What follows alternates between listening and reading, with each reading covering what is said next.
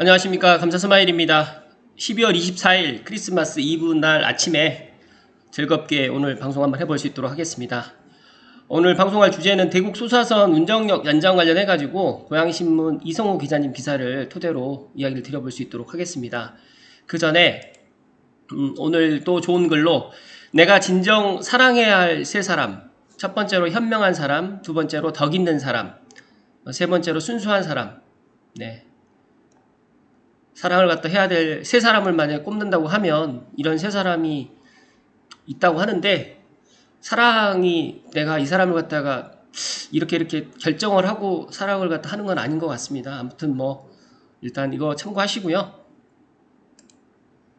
제가 어제 방송에서도 제가 힐스테이트 더 운정 관련해가지고 이야기하면서 대국 소사선 운정역으로 연장될 가능성이 좀 높다라고 이야기를 제가 드렸는데, 마침 또 뉴스에 나왔습니다. 신문기사에 나왔는데요. 일단 고양시하고 파주시가 합의를 긍정적으로 한 것 같습니다. 신문기사 내용을 좀 살펴보면 국토부 조속한 승인을 기대하면서 고양시는 운정 연장에 따른 혼잡도라든지 배차 간격을 개선을 요구하고 있고요. 일산역으로 23년에 개통은 변함이 없습니다. 이 부분에 있어서 저는 긍정적이다라는 말씀 다시 한번 드리고요.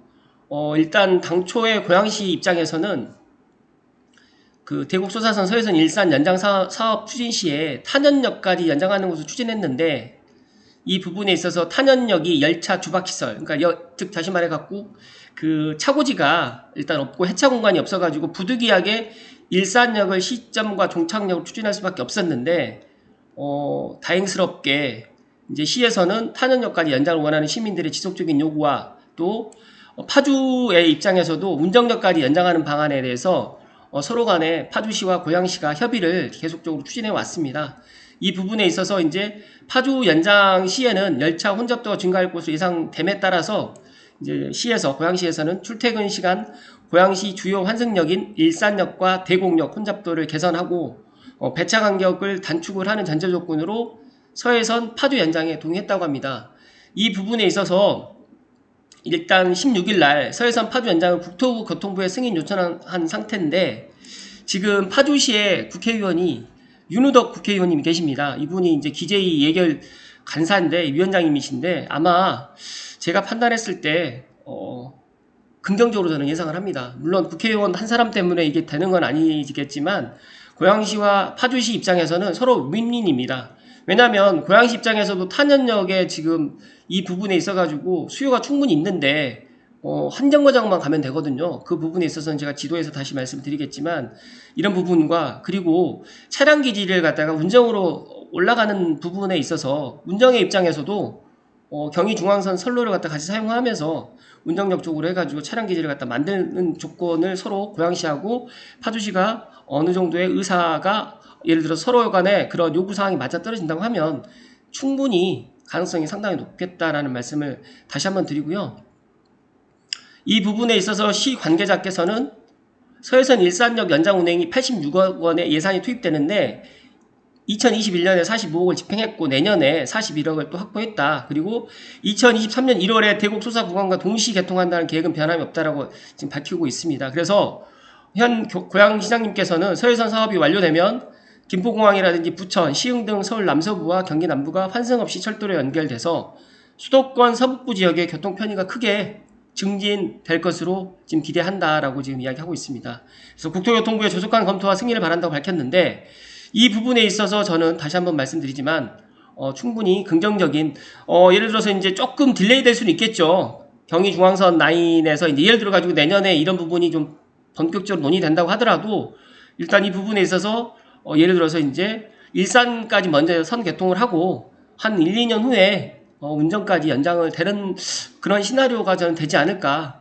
만약에 운이 좋다고 하면 바로바로 또 진행이 될 수 있겠지만 시간적인 여유가 조금 없습니다. 그래서 내년에 2022년에 이런 부분을 좀 논의하고 정상적으로 대국 소사선 일산선까지는 2023년 1월에 계획대로 진행을 하고 아마 운정까지는 2024년이나 2025년 정도로 들어가는 게 저는 더 좋을 것 같다라는 말씀을 다시 한번 드리고요.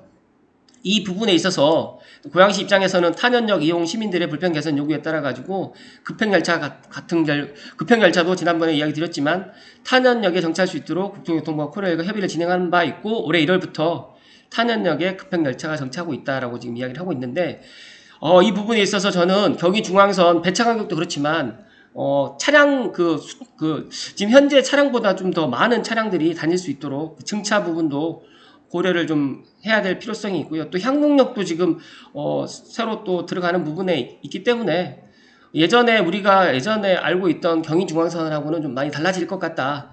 또 창릉 3기 신도시 쪽으로 해서 지금 들어가는 그런 부분 때문에 앞으로 더 좋아진다라는 말씀을 다시 한번 이야기를 드립니다.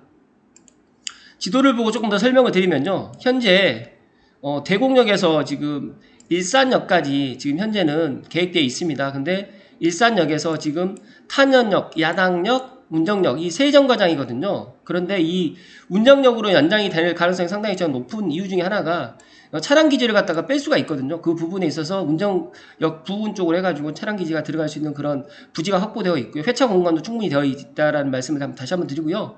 일단 경의중앙선 라인에 있는 서해선, 대곡소사선을 갖다가 파주시에서 더 간절히 원하고 있습니다. 그 부분에 있어서 이해관계가 잘 맞아떨어진다면 좋을 것 하고요. 그리고 고양시 입장에서는 이 탄현역에 경의중앙선을 타고 일산역에 환승을 한다라고 하면 상당히 복잡하고 그리고 이 탄현역 쪽으로 해가지고도 뭐 덕이동이라든지 탄현동 쪽 같은 경우에도 많은 지금 고양 시민들이 살고 있기 때문에 이 부분에 있어서 경의중앙선에서 대곡수선까지 연장을 한다고 하면 탄현역 주변에 계시는 주민들 입장에서도 상당히 좋을 듯 합니다. 그래서 저는 개인적으로 경의중앙선 라인을 갖다 이용하는 거고 그리고 차량 기지라든지 또 기존 선로를 갖다가 이용하는 거기 때문에 크게 예산도 그게 많이 들어가지 않기 때문에 파주시하고 고양시의 입장이 서로 윈윈하는 입장이다라는 말씀을 다시 한번 드립니다. 그래서 저는 운정역에 있는 힐스테이트 운정이 지금 2025년 8월에 입주할 때쯤 되면 저는 조심스럽게 대곡 소사선 즉 다시 말해서 서해선을 타고 김포공항이라든지 뭐 대곡이라든지 이렇게 이용할 수가 있기 때문에 그런 부분에 있어서 저는 더 긍정적으로 이야기를 드립니다. 네, 오늘 제가 이제 드릴 이야기는 다 이야기를 드렸는데 끝으로 제가 한 가지만 더 말씀을 좀 드릴 게 있는데요. 감사스마일에게 이제 창릉 3기 신도시를 이제 문의를 너무너무 많이 해주셔서 이 창릉 3기 신도시를 어떻게 준비를 해야 되느냐 제가 짤막하게 한 3가지 정도만 이야기 드리겠습니다.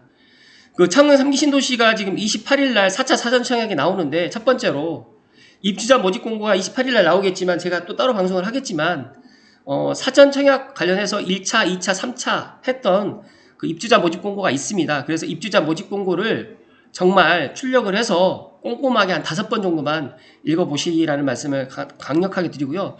두 번째로는 창릉 3기 신도시를 갖다가 만약에 내가 분양을 받기를 희망하시는 분들은 하루라도 빨리 고양시에 전입을 하시는 게 추천드립니다.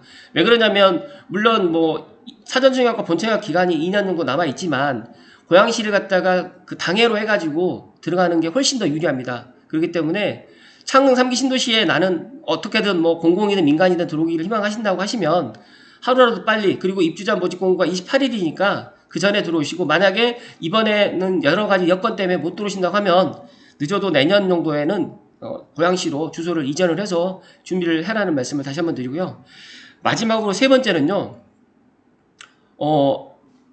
모르는 분들이 너무너무 많고 이제 부동산을 하시는 분들도 뭐 솔직히 사전청약이라든지 본청약 그다음에 창릉 3기 신도시에 관심이 없어요. 근데 저는 제가 부동산을 하고 앞으로 창릉 3기 신도시에 가서 제가 부동산을 할 계획을 갖고 있기 때문에 제가 공부를 하면서 제가 이제 알고 있는 부분에 한해서는 제가 이제 알려드리는데 마지막 세 번째 방법은 정말 발품을 파셔야 된다. 그리고 인터넷이라든지 공부를 하셔야 된다. 이 세 번째는 마지막으로 이제 제가 강하게 좀 이야기 드리고 싶은 이야기는 감사스마일이 물고기를 잡아서 드릴 수는 없습니다. 그렇기 때문에 근데 물고기를 잡는 방법은 제가 방송에 계속 이야기를 해드리니까 조금 이해가 안 되시는 분들이라든지 그런 것들은 제 감사스마일 부동산 이야기라든지 감사스마일 TV에 창릉 3기 신도시 편에 보시게 되면 제가 재생 목록을 창릉 3기 신도시로 이야기를 해놨기 때문에 그런 부분을 반복해서 좀 들어보시면 좀 이해가 되실 것 같고요. 정말 그래도 좀 이해가 안 된다. 그런데 정말 아무것도 모르는 상태에서 저를 만나러 오시는 거는 저는 지향합니다. 왜냐하면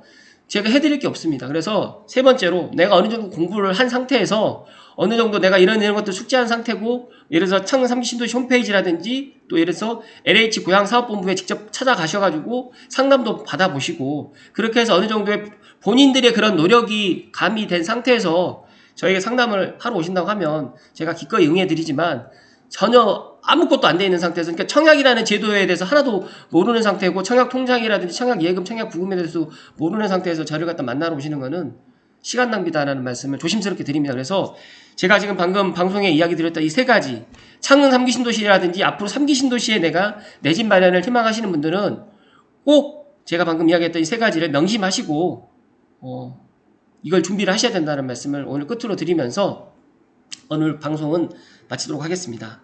잠시만요.